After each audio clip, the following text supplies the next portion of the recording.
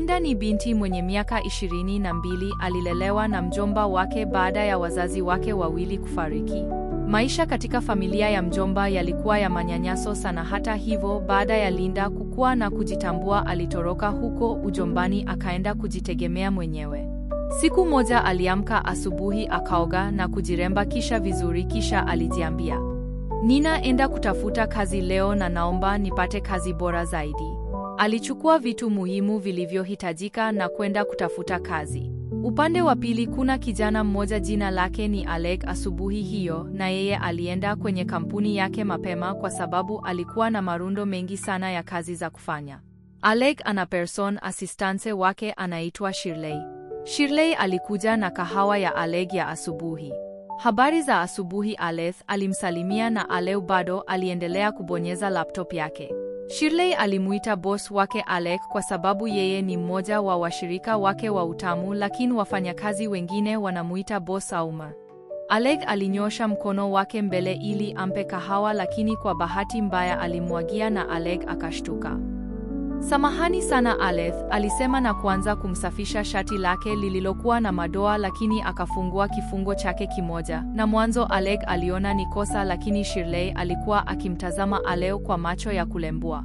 Baada ya Alec kuyaona yale macho, ndipo alipojua mambo ya kahawa yalikuwa kama mtego tu.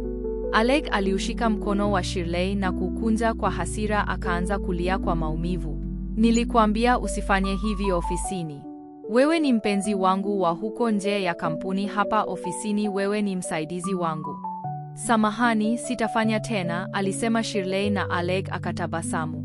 "Usijali, jambo ulilolifanya halitatokea tena maana umefukuzwa kazi," akasema Alec kwa sauti ya ukali. "Mimi ni hivyo so." "Samahani Alec, tafadhali," akaanza kulalamika Shirley. "Hey, niwaite walinzi yao. Unajua itakuwa aibu sana kwako walinzi wakija kukutoa hapa," alisema Alec na kuchukua simu yake na akatoka nje. Katika upande wa Linda, amezunguka akitafuta kazi kwa karibu masaa 3 sasa, lakini hakubahatika hata sehemu moja. "Labda niendelee kutafuta kazi kwa saa moja zaidi na nikikosa nirudi zangu nyumbani," akawa anajisemea Linda. Baada ya dakika chache Linda alitembea akaona bango kubwa la baa mbele yake. Aliifuata baa ilipo. Linda aliingia ndani na kumuona mtu akisafisha kaunta. Alifika kwake na akamtazama akitabasamu. Habari za asubuhi bwana," Linda alisalimia kwa upole. "Nikusaidie vipi?" aliuliza yule aliyemkuta pale kaunta. "Nataka kuomba nafasi ya kazi hapa," Linda alimwambia, na akaelekezwa ofisi ya meneja. Linda alifika pale na kugonga mlango. "Ingia," sauti ya kiume ilisema, na Linda akaingia ndani. "Habari za asubuhi bwana," Linda alimsalimia. "Nikusaidie vipi?" aliuliza. "Nipo hapa kwa ajili ya nafasi za kazi," alimwambia akimpa thri yake. "Jina lako nani?" akauliza yule mwanaume. Linda akajibu Linda. "Sihitaji thri yako, kwani unaweza kuwa mhudumu wa usiku wa leo tu," akasema huyo mwanaume. "Oh," Linda alisema huku mdomo ukitengeneza alama O. "Hakikisha unakuja mapema, kwani sitakuwa nafanya kazi ya kukuangalia kama umekuja mapema au la," alisema huyo mwanaume. "Ina maana nimepata kazi?" Linda alimuuliza yule mwanaume kwa furaha, na huyo mwanaume akaitikia kwa tabasamu. "Hongera sana Linda." "Asante bwana." "Hapana, niite tu Brian," alisema huyo jamaa. "Sawa Brian," alisema Linda na kutabasamu. "Vipi naweza kupata mawasiliano yako?" alisema Brian. "Sawa," Linda alimwambia na kumpa mawasiliano yake. Kwenye kampuni ya Alec. Baada ya tukio la kumfukuza kazi Ashley, Alec alimpigia simu Michael, rafiki yake wa karibu sana. "Uhatsup," alisema Michael mara baada ya kupokea simu. "Tafadhali unaweza kunipatia msaidizi wangu binafsi mpya," akasema Alec. "Subiri, usiniambie umemfukuza kazi Shirley," alisema Michael, na Alec akamweleza kila kitu. "Siku zote nilijua Shirley alikuwa malaya tu, alikuwa anaringa sana na bora umemfukuza kazi," akasema Michael. "Tuachane na mazungumzo yote na nipatie msaidizi wangu binafsi mpya," alisema Alec. "Leo kutakuwa na party, utaweza kuja?" Michael akasema. "Sina uhakika kwa maana nina kazi nyingi, ila nitajitahidi." Huku kwa Linda, baada ya kupata kazi alirudi nyumbani kupumzika. Alilala kabisa maana kazi aliyopata ilitakiwa aingie usiku. Aliamka baada ya kulala na kuangalia saa na tayari ni saa 8 mchana. Alioga haraka haraka na kuvaa gauni lake fupi la zambarau alipendalo. Alifunga nywele zake vizuri, akavalia viatu, kisha alibeba mkoba na kuanza safari ya kwenda kazini. Jioni ilifika. Alec akampigia Michael, umeshanitafutia msaidizi wangu binafsi? Hapana, sijampata bado. Fanya haraka, ambatanisha picha zangu kwenye matangazo. Ukifanya hivyo atapatikana haraka. Michael alicheka. Huyu mshenzi, kwa vile sura yake nzuri anaitumiaga kama kigezo cha kuwatumia ovyo mabinti wa watu. Michael alimwambia, jiandae uje kwenye party leo, lazima utampata binti utakayemtaka.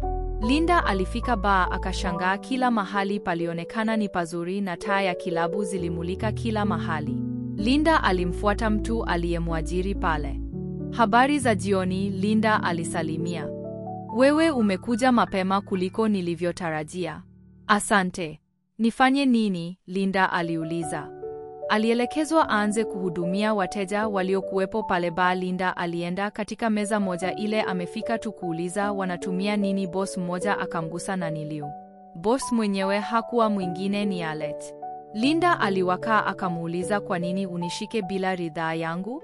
Alec alianza kuleta mashauzi. Linda alimnasa kibao kimoja kilichopenya kwenye masikio ya kila mtu aliyekuwepo baan pale. Kila mtu pale alishtuka, wakaulizana huyu demu kapata wapi jeuri ya kuwapiga matajiri. Alec alimkazia Linda macho, alisimama akamsogelea ili amuone vizuri. Alihisi huenda hakuiona sura yake. Linda bado alimsukuma na kumwambia awe na adabu siku nyingine, la sivyo atamtwisha chupa ya pombe kichwani abomoe ubongo wake uliolala. Aleu baada ya kuona vile alipiga hatua na kuanza kutoka nje. Alec alitoka kwa hasira na kumpuuza kila aliyekuwa anamuomba abaki pale baa, na akaingia kwenye gari lake na Michael akiwa amekaa kando yake, na gari likaanza kuondoka. Msichana huyo ni jasiri sana, lakini nikimuona tena sitamwacha, akasema Alec. Walifika kwenye jumba la Aleu la kifahari na walinzi wakawafungulia mlango wa gari. Tukashuka. Vipi, kuna taarifa yoyote ile kuhusu mambo ya paa? Alec alimuuliza Michael. Michael aliongea kwa kigugumizi. Subiri, usiniambie kuwa hukuweka maelezo yoyote kuhusu mimi kutoa kazi hiyo. Usikute haujaweka picha yangu, maana naamini wanawake wakiona sura yangu watatamani kufanya sana kazi akasema Alec. Samahani, bado sijafanya hivyo, alisema Michael, na Alec akahema na kufoka. Kwa nini unanifanyia hivi? Leo mnanitibua tu. Kwanza ni yule binti aliyenipiga kofi akaniacha nikiwa na aibu, sasa ni wewe ambaye huwezi kufanya kazi uliopewa. Alec akafoka. Fanya kinachohitajika, nataka kumpata msaidizi wangu wa kazi kesho asubuhi, Alec alisema kabla ya kwenda chumbani kwake, na Michael akaondoka kuelekea nyumbani kwake. Michael ni rafiki yangu, lakini pia ananifanyia kazi na namlipa. Najua mimi ni mkali kwake, lakini ubinafsi wangu na kiburi hauniruhusu nishushe utu wangu, akawaza Alec, maana alihisi kama hajamfanyia vizuri rafiki yake Michael. Kwa vyovyote vile nilikuwa na siku ndefu sana na nahitaji kulala, akawaza Alec. Lakini alipokaribia kufunga macho yake ili alale, simu yake ilianza kuita kwenye draw. Kwa hasira Alec aliutupa mto wake ukutani na ukatua chini. Nani ananipigia simu sasa hivi? Akasema kwa ukali. Alec aliangalia mpigaji na kuona jina la Debbie limeandikwa kwenye simu yake, na akapumua maana alimsahau kabisa. Debbie ni moja ya utamu wake. Halo Debbie, Alec alizungumza huku akionekana kuwa na wasiwasi. Kwa nini umeondoka au nije? Alisema Debbie, na Alec alifikiria kwa muda kisha akamkumbuka yule msichana ambaye alimuwasha kibao. Hapana, usije, Alec alisema. Sawa, usiku mwema, alisema Debbie, na Alec akakata simu na kulala. Hii ni mara ya kwanza Alec anakataa ofa ya utamu. Hakutaka kabisa kuwa na mtu siku hiyo kwenye kitanda chake. Wakati Alec amelala, akili yake ilikuwa inawaza lile tukio lililotokea kule baani. Alikuwa anamfikiria Linda akilini mwake.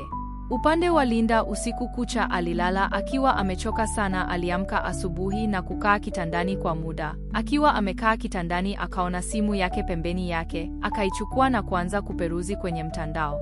Aliona ofa ya kazi ikiwa na picha iliyoambatanishwa kwenye tangazo. Kidogo alipokuwa karibu kutazama picha iliyowekwa pale kwenye tangazo, bando lake liliisha. Hakuna shida, alijisemea, ili mradi maandishi yanasomeka wacha ni dili nayo. Aliona kwamba interview ilikuwa inafanyika siku hiyo hiyo, saa 2 asubuhi katika mojawapo ya kampuni kubwa na maarufu huko Chicago. Linda alisimama na kuelekea bafuni na kufanya shughuli zake huko. Alitoka bafuni na kuvaa, alitaka kuelekea huko kwenye interview. Linda alifika kwenye kampuni saa 2 kamili asubuhi. Aliingia na yule mtu wa mapokezi akamwambia kuwa asubiri kwenye chumba cha kusubiri. Linda alifika kwenye chumba cha kusubiri na akakutana na watu 5 pale. Wala hakujua ile ofisi ni ya yule mwanaume aliyempiga kibao jana usiku kule baa.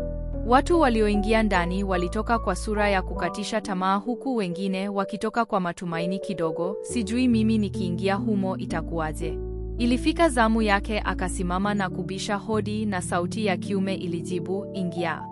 Linda aliingia kule ndani bila kujua kule ndani kuna Aleu Nando, boss anayetafuta msichana wa kumfanyia kazi zake binafsi. Je, itakuwaje baada ya Alec kumuona Linda ofisini kwake? Je, atamfukuza au atamkaribisha? Usisahau kusubscribe ili uwe wa kwanza kupata story motomoto. Linda aliingia ofisini kwa Alec bila kujua. Alimkuta mwenye ofisi yuko bize anachezea simu yake. Alimsalimia, habari yako mkuu? Alec aliitikia kwa kutikisa kichwa huku akiendelea kuchezea simu. Linda alisimama akawa anaendelea kusubiri boss amalize mambo yake waendelee na interview. Alec alimalizana na simu akaiweka pembeni. Taja jina lako, alimwambia huku akigeuza kiti chake cha kuzunguka ili aweze kumuona huyo anayefuatia ni nani. Alec alishtuka baada ya kumuona Linda ofisini kwake. Yo? Linda akashangaa, huyu jamaa vipi, kwani tunafahamiana? Hata hivyo inaonekana Linda hakumkariri Aleu wakati anampiga kule baani toba. Alec alimwangalia, baadaye akamwambia, anza kazi, niletee kahawa yangu haraka, changamka. Linda alishangaa, mbona hajakagua zangu? Wakati anashangaa ghafla Alec alianza kufoka. Huwa sitaki watu wazembe ofisini kwangu. Ina maana hukutosheka kushangaa nzi wa mtaani kwenu hadi uje kushangaa ofisini kwangu? Nimesema uniletee kahawa na ufanye haraka kabla sijakufukuza kazi sasa hivi. Linda alisogea mpaka kwenye meza ya Alec na kuweka begi lake kwenye meza yake. Najua litamkera lakini nani anajali, akawaza Linda. Boss mpuuzi sana huyu, anadhani yeye ni mwerevu sana, nafika tu kazini na anaanza kunifokea, akawaza Linda. Linda alitoka nje ya ofisi na kukutana na mwanamke ni wa rika lake. Samahani, tafadhali naweza kupata wapi kahawa? aliuliza. Are yote neupa? aliuliza na Linda akaitikia kwa kutikisa kichwa. Mimi ni Bella, sekretari, alisema akitabasamu. Mimi ni Linda, nimefurahi kukutana nawe, Linda akajibu. Kwa hiyo naweza kupata wapi kahawa? Linda alimuuliza na Bella akamwelekeza ilipo sehemu inapopatikana kahawa. Asante, Linda akasema huku akiwa anaelekea sehemu ambayo alikuwa ameelekezwa.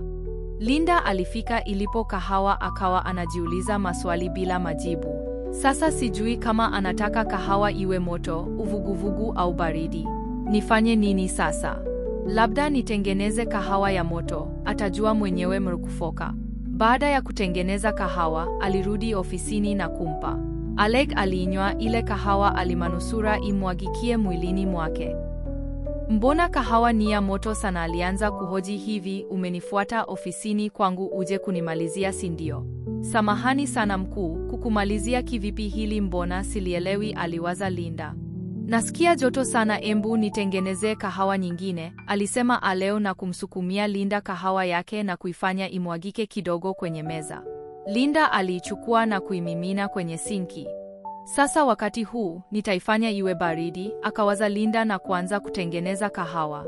Alitengeneza kahawa ya baridi sana, akaichukua na kumpelekea Alec. Alec aliichukua na kuionja, alipiga kelele.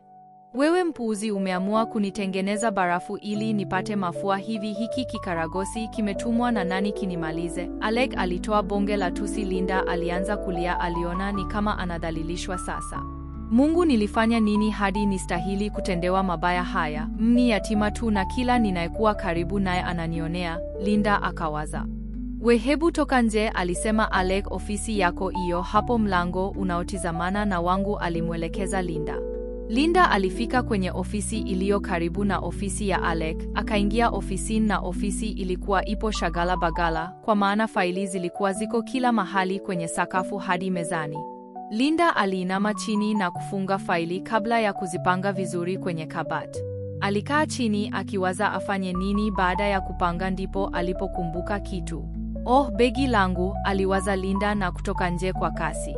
Alifika ofisini kwa Aleo na kuingia ndani bila kubisha hodi. Alichokutana nacho, alishtuka sana. Linda alimkuta sekretari wa Alec, bibie Bella, wakiwa wanapinduana ofisini bila hata aibu. Alec alishtuka kumuona Linda mule ndani, akashangaa, hii mbuzi imekuja saa ngapi? Yani haijui hata kubisha hodi. Samahani, alisema Linda na kuchukua begi lake kabla ya kuondoka. Linda alijisikia vibaya na kumuona boss wake ni kama hana adabu kabisa na pia haheshimu kabisa wanawake. Alitaka kuropoka kitu lakini akakumbuka boss wake ni ana mineno mikali. Alifyata mdomo wake akaamua kutoka kimya kimya. Mungu aniepushe na janaume kama hili puu, alisema Linda. Alimaliza majukumu yake ya kiofisi akarudi nyumbani. Linda alifika nyumbani akaoga na kupika tambi na mayai. Akiwa anakula akasikia na mlango wake ukigongwa. Alisimama ili kuangalia ni nani huyo aliyekuwa anamgongea kwa wakati huo, maana ilikuwa ni kama saa 4 usiku. Alipchungulia, alitahamaki mara baada ya kumuona mwenye nyumba wake pale mlangoni. Habari za jioni, mwenye nyumba, Linda alisalimia, lakini mwenye nyumba alimjibu kwa kukunja uso. Pesa yangu, alisema akinyosha mkono wake mbele. Bwana, sina pesa sasa, lakini nitakupa wiki ijayo, akasema Linda. Wiki ijayo?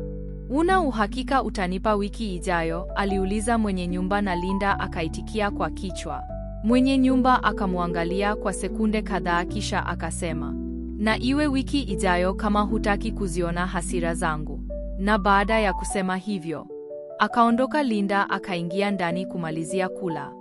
Upande wa Aleo, jioni baada ya kutoka kazini alirudi nyumbani akiwa amechoka sana. Baada ya kufika nyumbani alimkuta dada yake pale.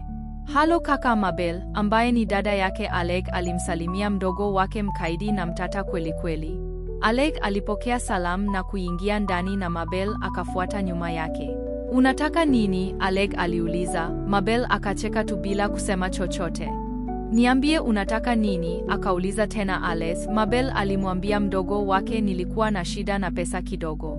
Za nini? Mabel alibaki anajikanyaga, yani mdogo ni anafokaga tu muda wote. Huku kwa Linda alilala na siku iliyofuata aliamka na kuoga na kuvaa suruali nyeupe na top nyeusi. Sina mavazi rasmi kwa ajili ya ofisini, kwa hivyo lazima waelewe mavazi niliyo nayo, akawaza Linda na kutoka kwa ajili ya kuelekea ofisini.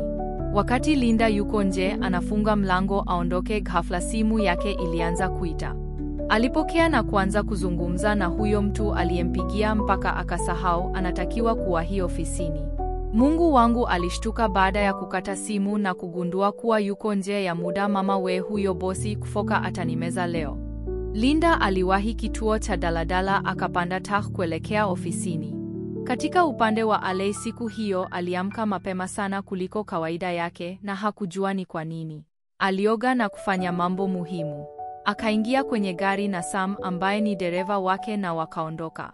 Wakati wako njiani kuelekea kazini, gari lao lilipata ajali, waligongana na gari la mtu mwingine. Aleo na Sam walishuka haraka kuangalia kilichotokea. Sasa katika mitaa hiyo kulikuwa na jam sana siku hiyo. Linda mwenyewe alikuwa hapo hapo akisubilia jam ipungue arudi kwenye daladala aendelee na safari ya kuelekea kazini. Linda alishuka kwenye gari kutokana na joto kali, ikabidi asimame nje apunge upepo. Sasa Alec aliposhuka kwenye gari lake alitizama huku na kule kwa mbali kidogo, akamwona Linda. Huyu mshenzi bado hajafika ofisini mpaka saizi. Alec alimsogelea Linda akamkurupua, unafanya nini hapa? Unatakiwa kuwa kazini sasa hivi.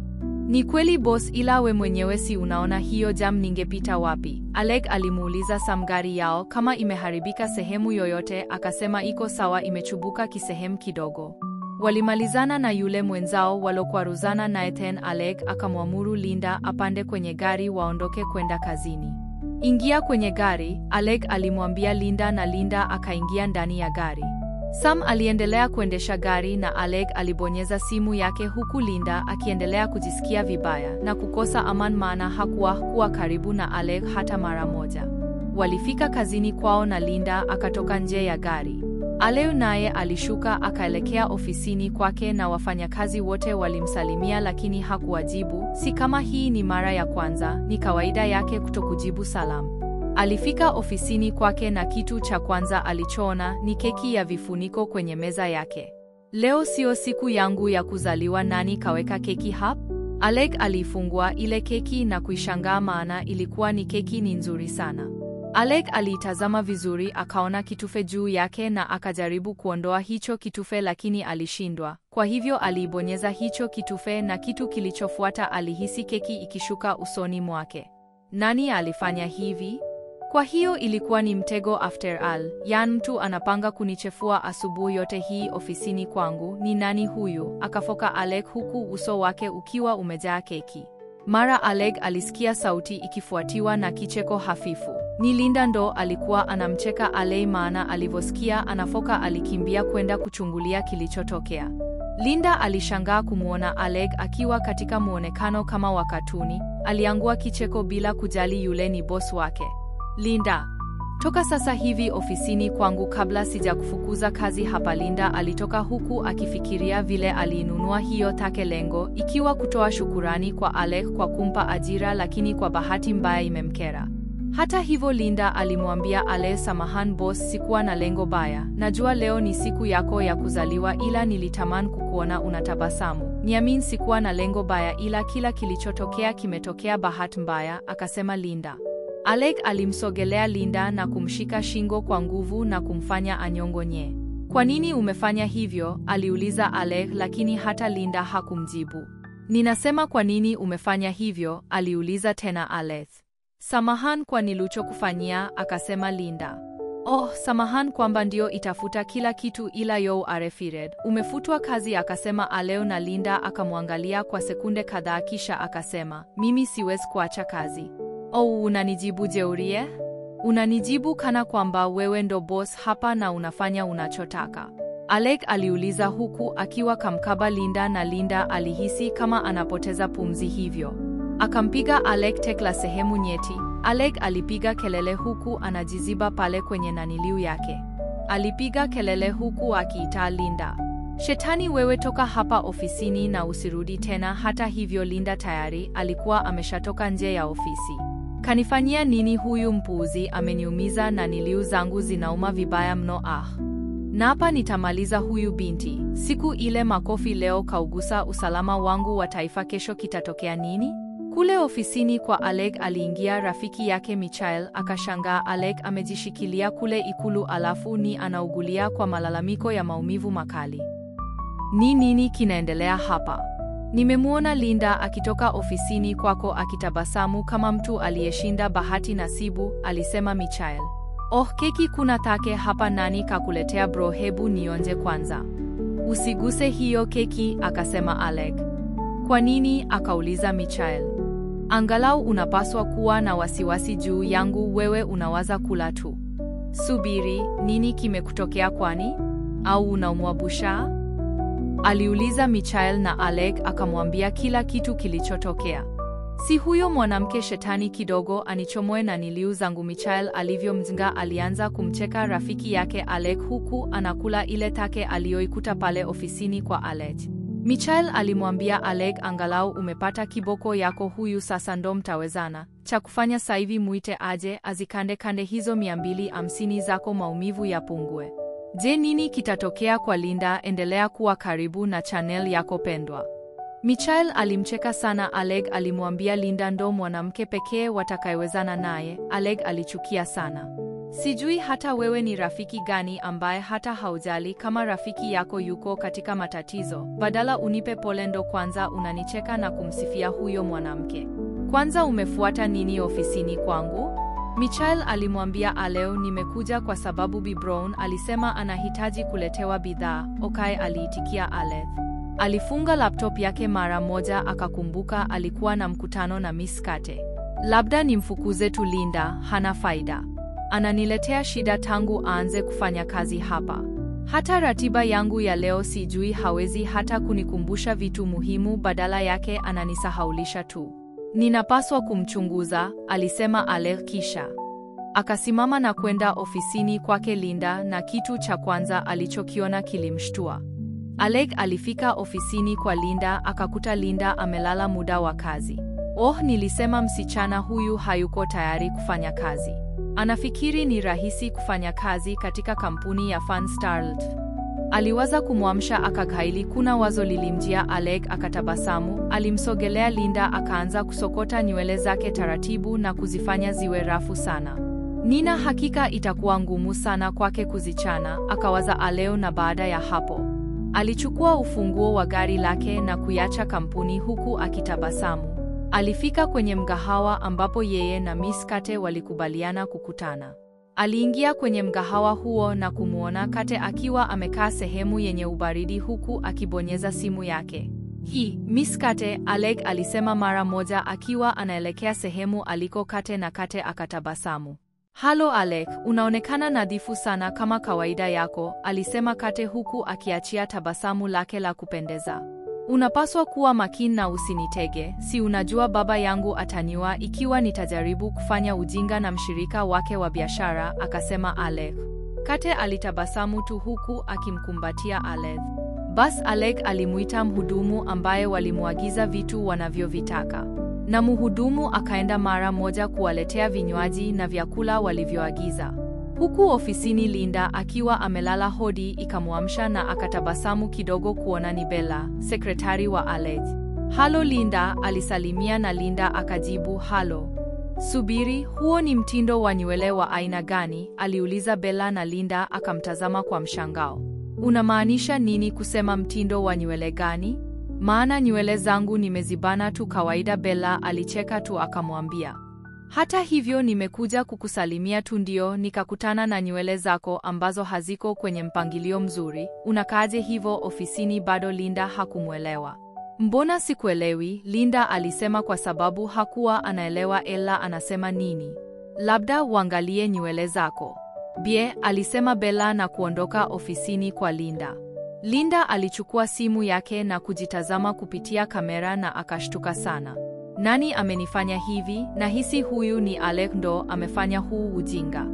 Napa Aleo ni anataka kuuawa leo, maana nina uhakika yeye ndio kazivuruga nywele zangu. Alisimama kwa hasira na kwenda ofisini kwa Aleo, lakini hakumkuta, akaamua kumsubiri. Dakika 30 baadaye, Alec aliingia na alionekana kuwa na wasiwasi sana mara baada ya kumwona Linda. Nini? Unafanya nini ofisini kwangu? Alisema, na Linda akamwangalia kwa dharau. Sikujua kuwa wewe ni msusi. Kwa hivyo mtindo uliotengeneza kwenye nywele zangu unaitwaje? Akasema Linda. Unaongea nini? Mimi nitakuwaje msusi? Umerukwa na akili wewe, alisema Alec. Kwa hiyo unasema kuwa si wewe uliyefanya hivi kwenye nywele zangu? Linda alimuuliza Alec huku akizinyosha nywele zake zilizovurugika. Hapana. Sijawahi hata kufikiria kukugusa toka nje ya ofisi yangu Miss Linda, alisema Aleo, na Linda akamtazama kwa hasira. Yani hili? Nimeingia hapa peke yangu, kwa hiyo nitaenda nje mwenyewe, Linda alisema na kuendelea kusimama. Huyu jamaa ananikera kila siku, ngoja nitamtafutia dawa yake, akawaza Linda. Hata hivyo aliondoka na kumwacha Aleo ofisini kwake. Kazi ziliendelea, ikafika jioni muda wa kutoka. Siku hiyo Linda hakuwa na pesa ya nauli, hivyo akaamua kutembea kwa miguu. Mara gari lilipita, lakini likasimama mbele ya Linda na kurudi nyuma. Linda alilitambua gari hili ni gari la Alec. Gari lilisimama pembeni yake na Alec alitoa kichwa nje akamtazama. Nini? Aliuliza Linda. Utasimama tu hapo na kuendelea kunitazama au utapanda kwenye gari? Alisema Alec.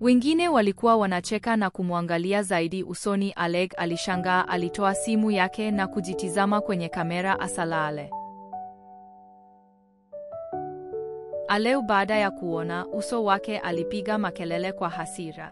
Alipogeuka kumtazama Linda tayari alikuwa ameshaondoka. Nitawashangaza sana wazazi wangu wakiniona na makeup. Naweza kuwakumbusha kuhusu siku nilivyomleta mpenzi wangu nyumbani wakiwepo na nikalala naye. Hiyo siku walinigombeza sana, Alec akawa anajisemea.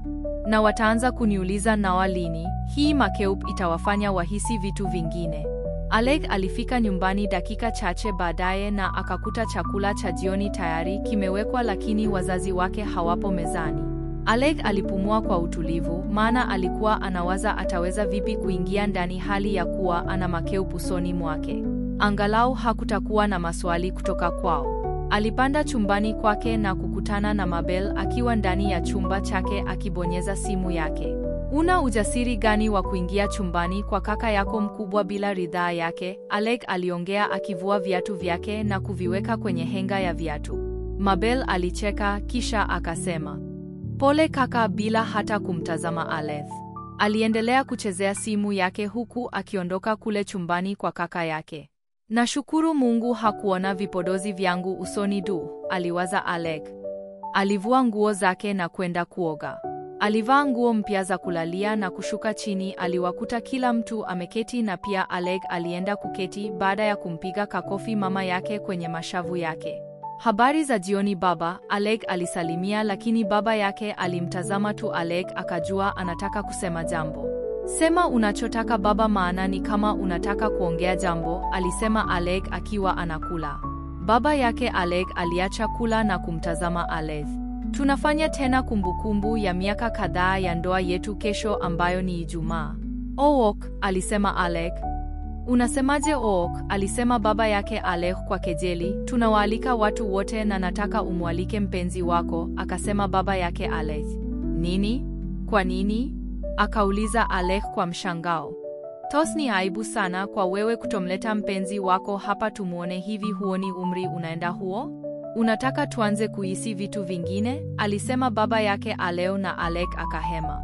Nimepoteza hamu ya kula, Alec alisema na kusimama. Aliondoka pale mezani huku akijisemea, ni kweli nimewapitia wengi, ila kusema kweli kwa wote niliowapitia hata sioni wa kumua, siwezi kuwa hata mmoja wao, wote ni wapuuzi tu. Leo ni siku ya kumbukumbu ya wazazi wangu na sina rafiki wa kike.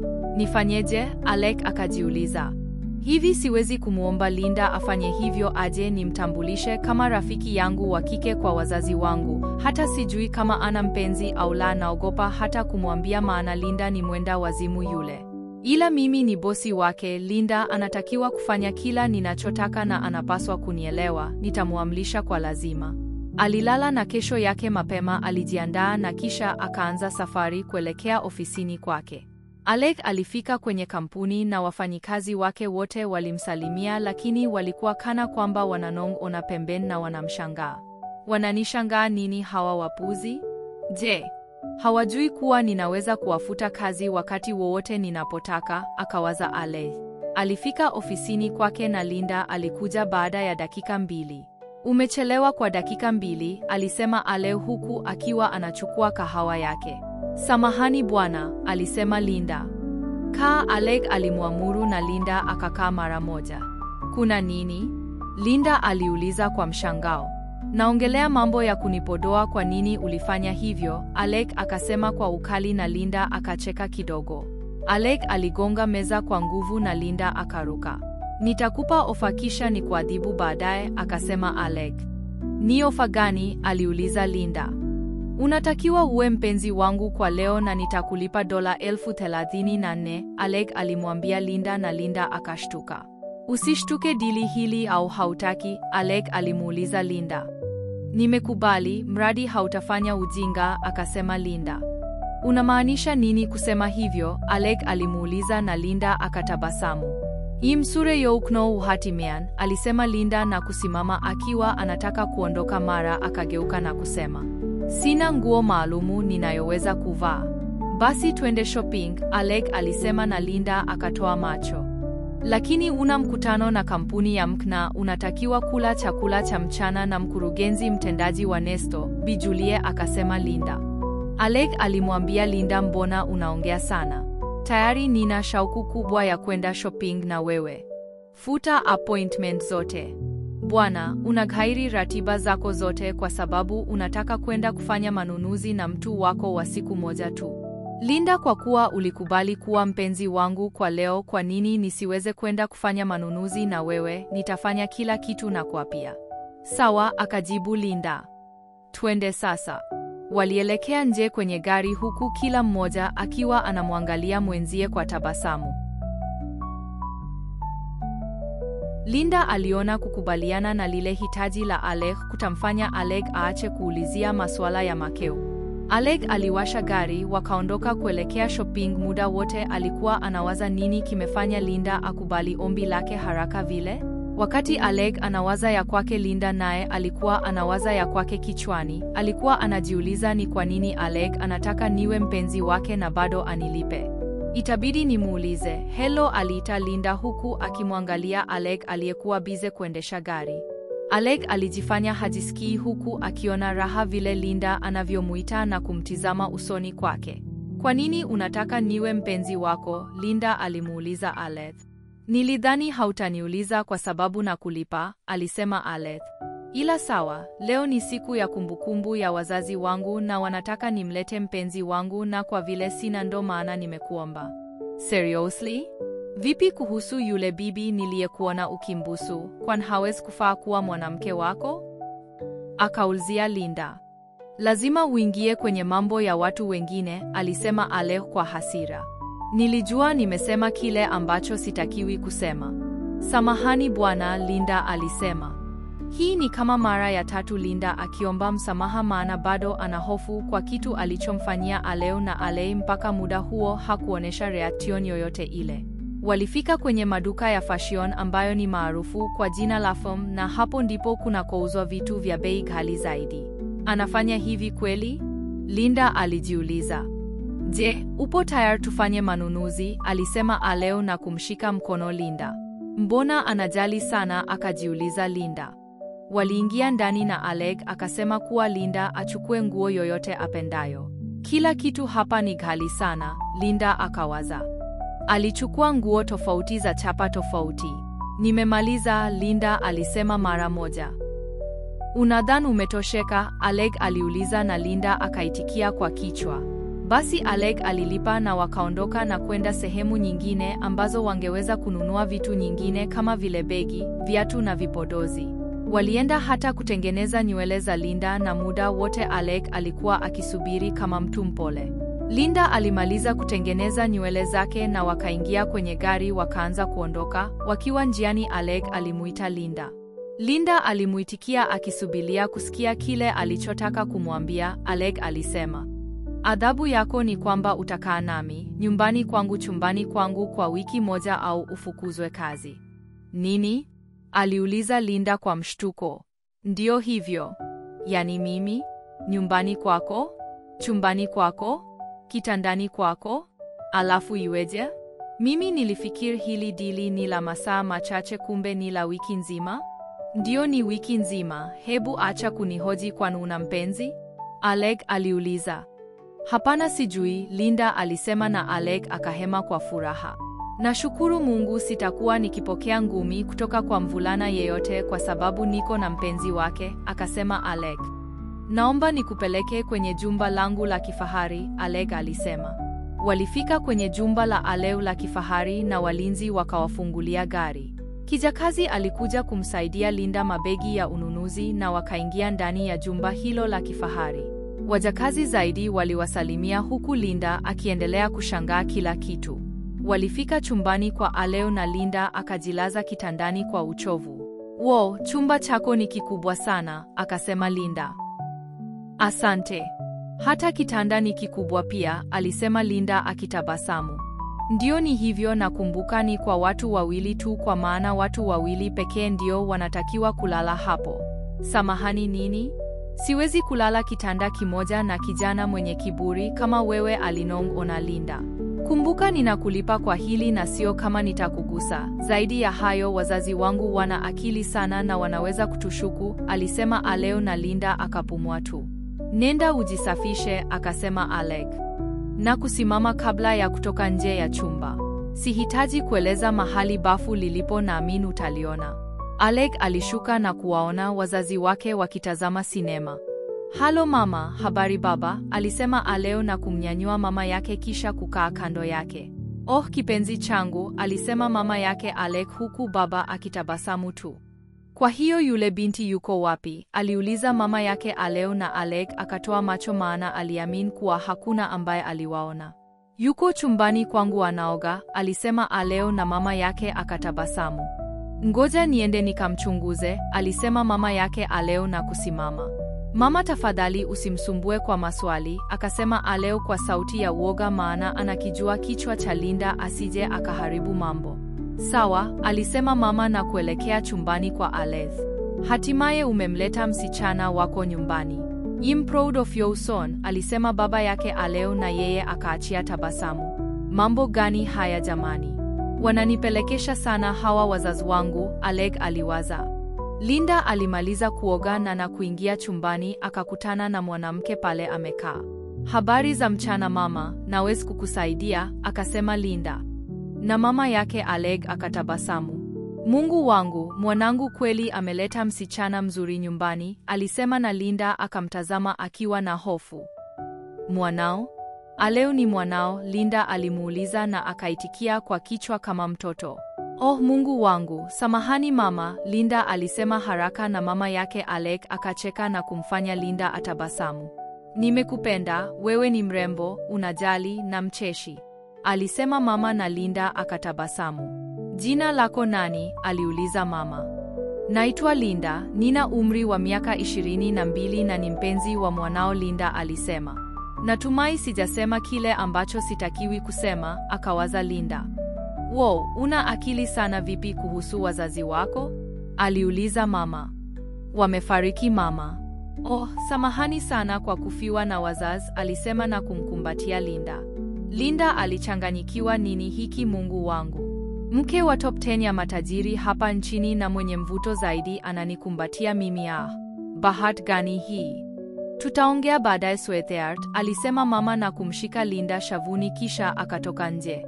Linda alichukua gauni jepesi na kulivaa, akafunga nywele zake na kibanio. Alichukua simu yake na kuanza kuperuzi kwenye mtandao na ndipo Alec alipoingia. Nini jamani, unakujaje bila kubisha hodi? Ningekuwa bado navaje, kwa nini unaingia bila kubisha hodi? Linda alisema. Nilijua utakuwa umemaliza, alisema Aleo na Linda akamkazia macho. Alec alikuwa karibu kuongea jambo mara mtu akabisha hodi. Ingia, alisema Aleo na mwanamke aliyevaa sare akaingia. Mheshimiwa, chakula cha mchana kipo tayari, alisema na Alec akampa ishara ya kuondoka na akaondoka zake. Lunch is ready, let's go, alisema na wote wakashuka. Meza ilikuwa tayari imewekwa na wazazi wa Aleo walikuwa tayari wameketi. Habari za mchana baba, Linda alimsalimia baba yake Alec na yeye akatabasamu na kusema. Habari za mchana binti yangu, habari yako? Si jambo baba. Wow mwanangu, kweli umeleta msichana mzuri, alisema na Linda akatabasamu. Asante baba, Linda alisema na baba akaitikia kwa kichwa kisha wakaanza kula. Macho ya Linda na Alec yaliendelea kugongana na Bishaus ambaye ni mama yake Alec akaendelea kutabasamu. Baada ya chakula cha mchana nyie mnapaswa kwenda kufurahia chumbani kwenu maana sherehe bado ni usiku, Bishaus alisema na Linda akaitikia kwa kichwa. Mungu wangu nikafurahie na huyu chizi mimi asije akafanya kweli maana hapa tunaigiza tu.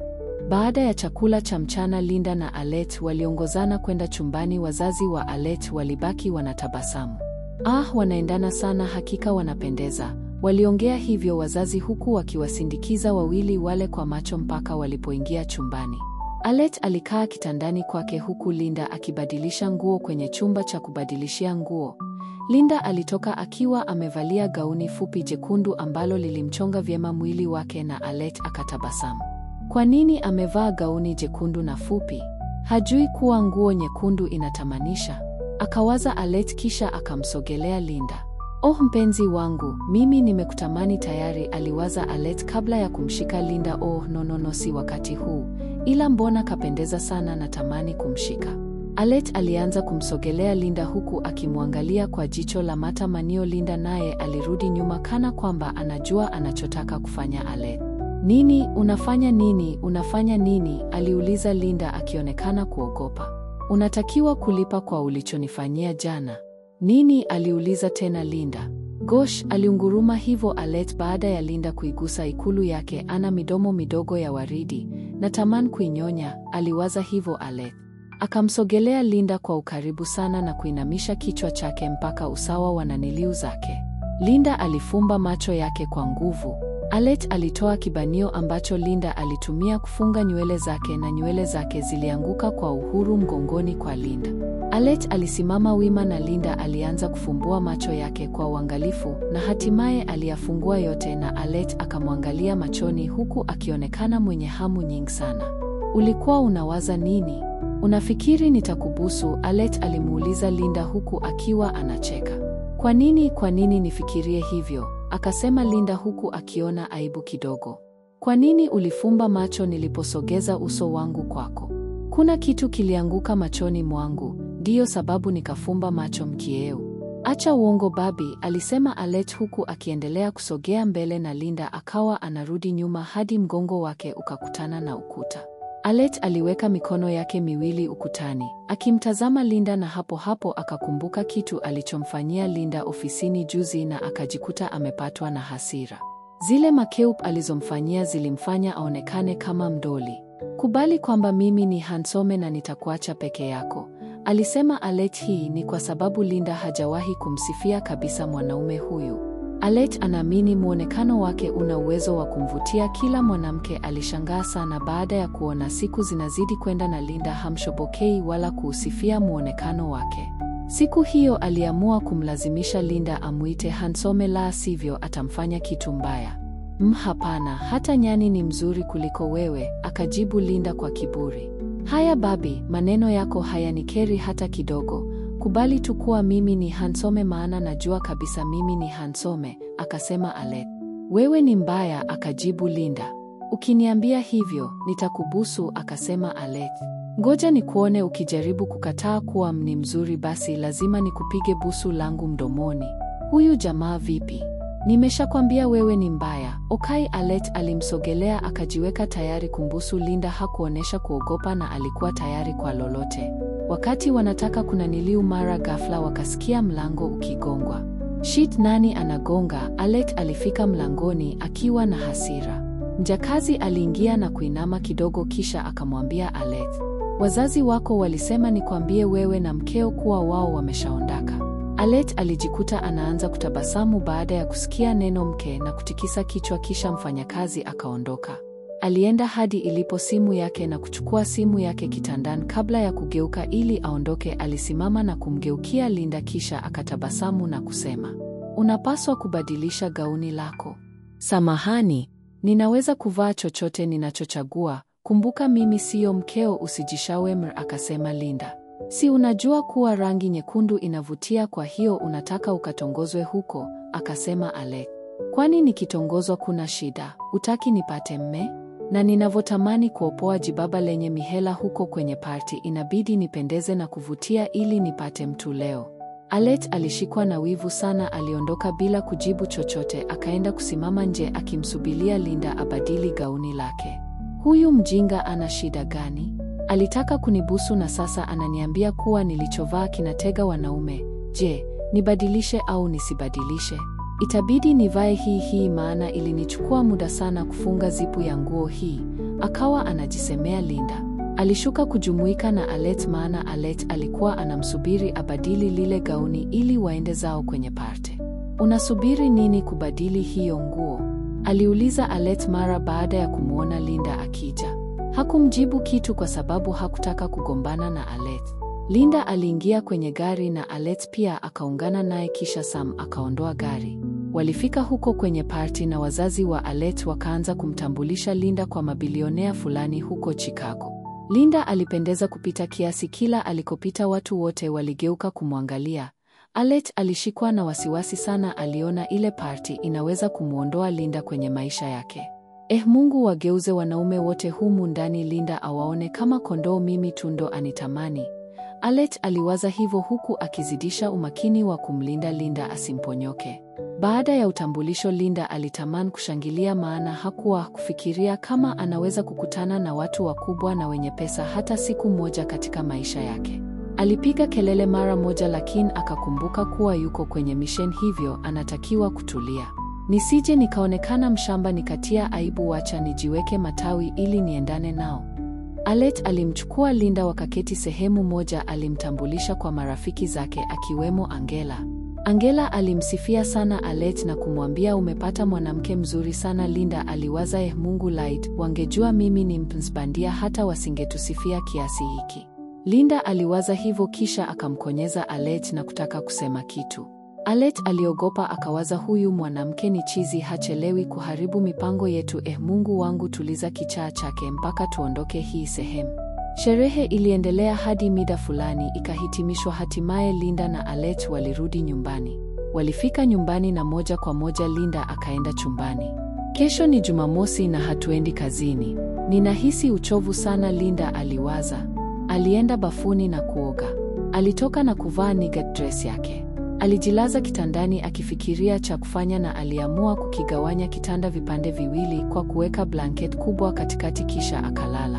Alet alikaa sebuleni akitazama sinema. Alipohisi usingizi akazima tu na kuelekea chumbani kwake. Aliingia na kumkuta Linda akiwa amelala huku kakigawanya kitanda. Alet alicheka, chizi kweli huyu mwanamke. Alienda bafuni akaoga. Alitoka na kuvaa nguo yake ya kulalia. Alitoa ile mito na blanket lililogawa kitanda chake, alafu akajilaza pembeni ya Linda. Linda alihisi uwepo wa mtu pembeni yake, akashtuka na kuamka. Alishangaa kumwona Alet akiwa amelala pale pembeni yake. Ales, kumbe ndo anasinziaga hivi, ana midomo mizuri jamani. Linda alitamani kuigusa midomo ya Alet, baadaye akasita. Alimtazama tena na hapo ndipo alipogundua jinsi Alet alivyo handsome. Aliendelea kumtazama na akaelekeza macho yake kwenye kifua cha Alet. Subiri, vipi mbona hana shati? Linda alijiuliza na kuanza kukikagua kifua kitamu cha mazoezi alichojaliwa Alet. Alet alishtuka usingizini. Linda ikabidi ajilaze haraka. Alet alimfunika vizuri kisha akambusu Linda. Alitamani Alet aendelee maana midomo yake ilishaanza kumvutia. Alisisimuka huyo. Hata hivyo usingizi ulimpitia, akalala mpaka asubuhi. Asubuhi Linda aliamka na kujishangaa. Alikuta hali haielewi, mbona niko hivi? Aliamka haraka na kwenda kujisafisha, akamwacha Alet amelala. Alitoka bafuni na kukuta Alet hayupo tena kitandani na shuka limebadilishwa. Alivaa haraka na akashuka chini, lakini bado Alet hakumuona. Mama yangu, nini kilinikuta usiku sana? Huyu Alet kaenda wapi? Kwa nini ninajali hata hivyo? Mbona kama vile nimeanza kumfikiria huyu mwanaume. Alienda jikoni na mpishi alikuwa ndani, hivyo akamwomba apike yeye. Samahani, ila naomba nikusaidie kupika leo, mpishi alimruhusu. Alichukua sufuria na kuanza kupika. Dakika 30 baadaye alimaliza kupika na alitoa chakula na kwenda kutenga mezani. Anatazama huku na kule kumtafuta Alet, lakini hakumuona. Linda aliwaza, huyu mwanaume kaenda wapi? Yaani sijui hata alinifanya nini. Nahisi Alet alininaniliu nikiwa usingizini. Wakati Linda anawaza kilichotokea usiku, mara akamuona kijakazi akija upande wake na kumsimamisha.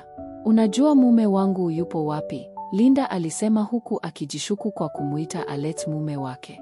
Ndiyo mama, yuko kwenye balkoni, alisema kijakazi, na Linda akaitikia kwa kutikisa kichwa. Alikwenda kwenye balkoni na kumtazama na alishangaa kumuona bado hana shati. Alisafisha koo lake na akageuka. Habari za asubuhi, alimsalimia. Salama, alijibu Alet huku akitabasamu.